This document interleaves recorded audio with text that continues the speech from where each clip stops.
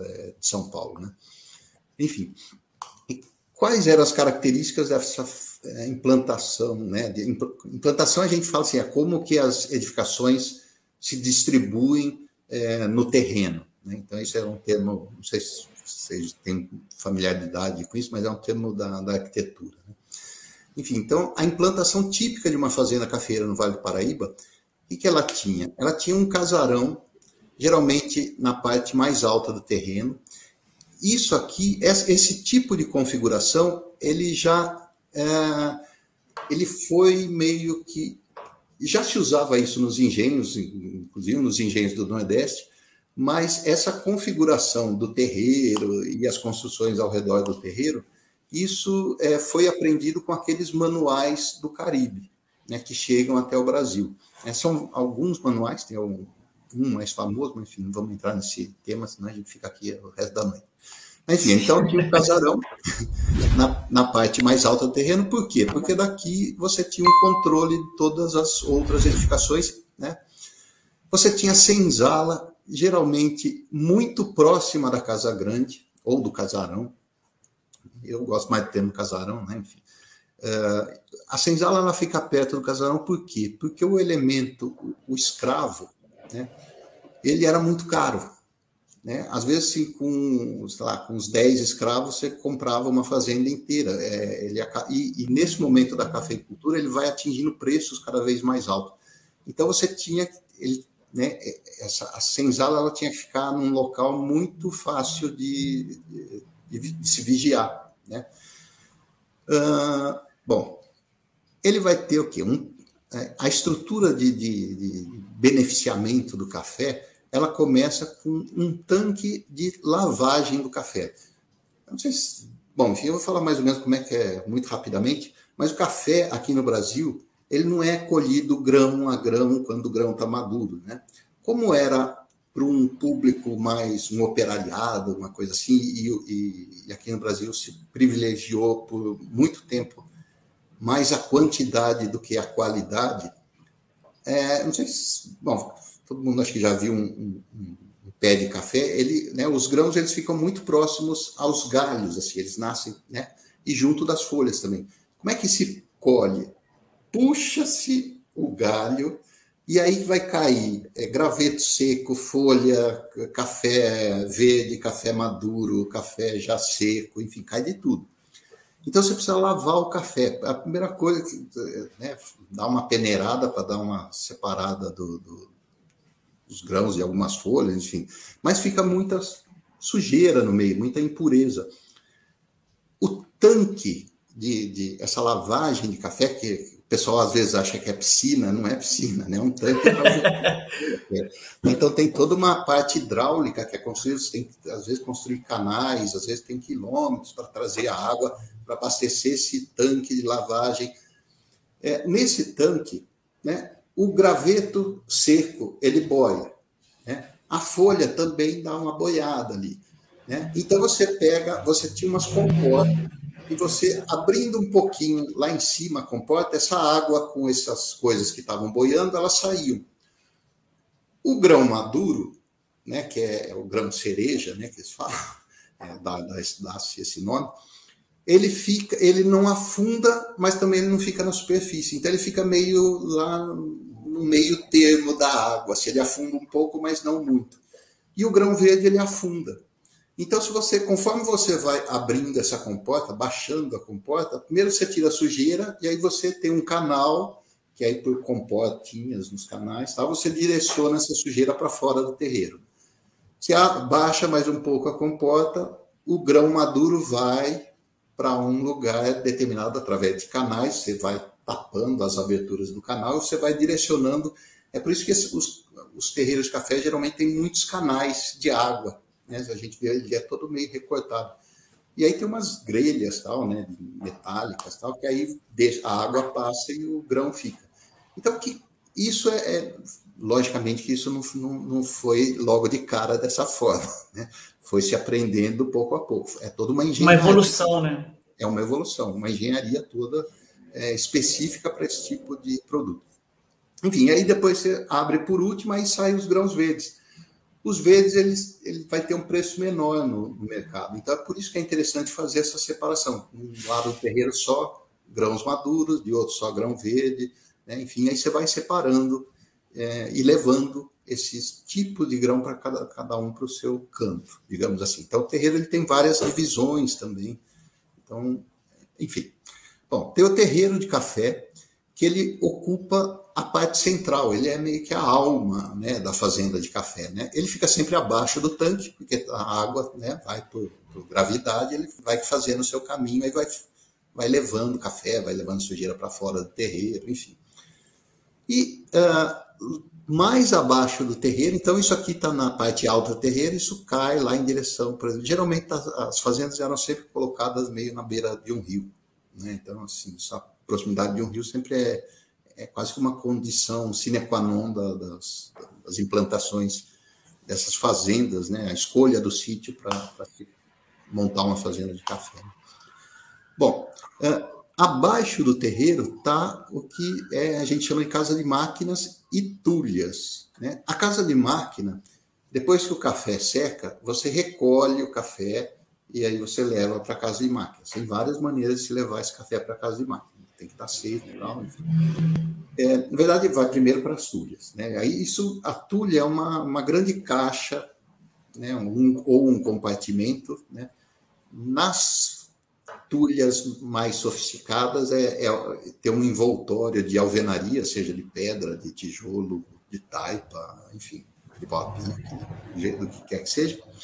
E dentro desse cômodo se põe uma caixa de madeira que não toca as paredes e ela é erguida também do solo, para que a umidade, né, para que se tiver umidade nas paredes, não toque o café, porque se o café tiver contato com a umidade depois, ele pode mofar e aí também você pode estragar esse café. Então ele tem que estar seco, depois que está seco ele precisa ficar seco.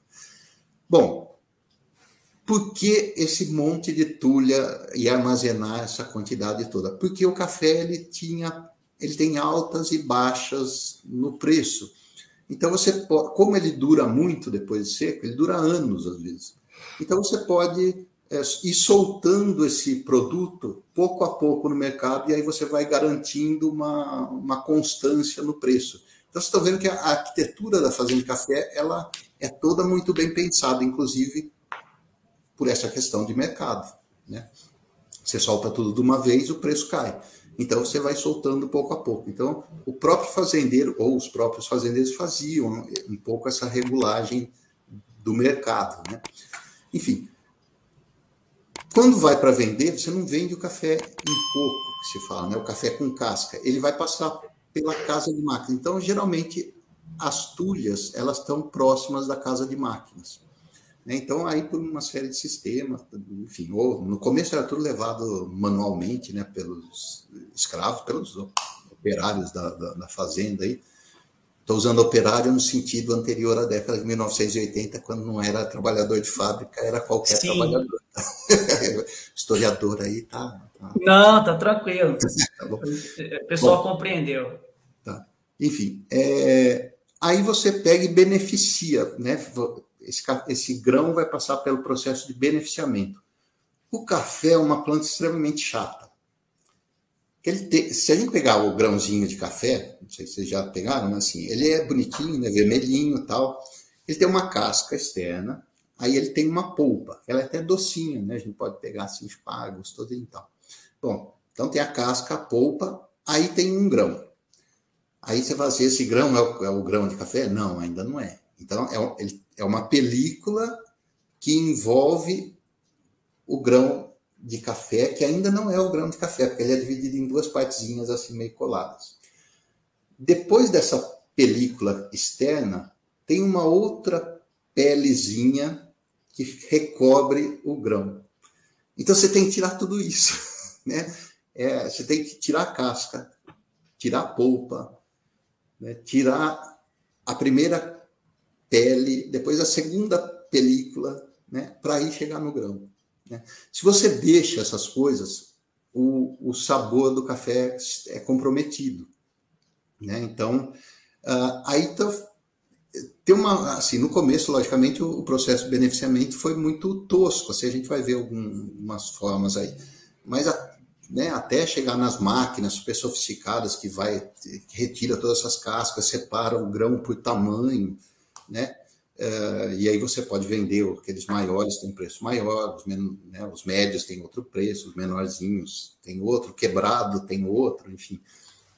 Isso vai levar, né, todo um desenvolvimento de uma tecnologia de beneficiamento. Mas, enfim, então tudo isso acontecia mais ou menos aqui nessa casa de máquina, nas tulhas, e depois também as tulhas podem ser usadas para guardar o café já ensacado, já Seria beneficiado. um depósito, no caso, né? É um depósito, né, que a gente chama de tulha, né, ficou esse nome, assim, né.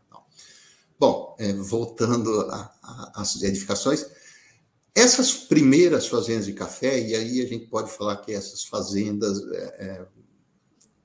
vão perdurar mais ou menos até a década de 20, né? Enfim, dependendo da região também, né? Enfim, mas essas primeiras fazendas de café, elas ficavam muito isoladas, né? No meio da zona rural, né? Era muito difícil você chegar num núcleo urbano, né? Então, elas precisavam ter uma série de oficinas, né? Ou, enfim, oficinas mesmo, né? Oficinas. Né? Uma série de edificações para desenvolver uma série de serviços. Porque né, o fazendeiro não podia depender de ir até a cidade, trazer um oficial, um marceneiro, um carpinteiro, não sei o quê, né, para resolver um problema né, que surgia ali a todo momento. Tal. Então, ela tem uma série de equipamentos aí. Então, geralmente tem a serraria, moinhos, porque você, né, como ela fica isolada, você tem e trabalha muita gente, né, você acaba tendo que produzir alimentos também. Então, você tem moinhos de farinha, né, uma série de edificações. Toda uma estrutura, né? Toda uma estrutura destinada à produção de alimentos, né, também. Então não se produz só o café é o principal produto. Se produz arroz, mandioca, legumes, enfim, a próprio cana também, porque muitas delas tinham um engenhozinho para a produção de aguardente, né, cachaça e açúcar também. Né, então os engenhos aí. Então elas eram assim, não é que eram totalmente autossuficientes, né? Elas dependem, por exemplo, sal não se produzia, tinha que vir de fora. Tecidos mais finos vinham de fora, enfim. Mas aquilo que precisava de algum serviço meio urgente, existia uma oficina para esse tipo de coisa. Também existia oficina para carpinteiros, né, ferreiros, celeiros, moleiros, né, enfim, pedreiros também, alfaiates, sapateiros, né, também se criava animais, galinha, porco, gado, né, e aí se usava o couro para fazer uma série de coisas, o couro do gado, fazer arreios, para fazer roupa mesmo, né, paz de roupa, sapatos, enfim. Mas a fazenda era uma grande empresa, digamos assim. Oleiros, os tropeiros também acabavam, às vezes tinha fazenda que tinham as tropas para levar essa produção. A gente está falando de fazendas do início do século XIX, então não tinha ferrovia ainda, então todo o transporte de carga era feito por tropas de mulas, né? Bom, estábulo e curral também, né? Cadê aqui? Aqui, mais ou menos. Então, tudo isso ficava meio em volta do terreiro. E aí, cocheiras, garagens para carruagens, carroça, enfim, coisas desse tipo, né? E horta, jardim, pomar, criação de animais. E a casa do feitor, que vai estar onde? Ela está quase que encostada na senzala, porque o cara ele era um vigilante também dessa mão de obra que não podia, que era muito cara, né? Então isso é mais ou menos a configuração, né, dessa fazenda de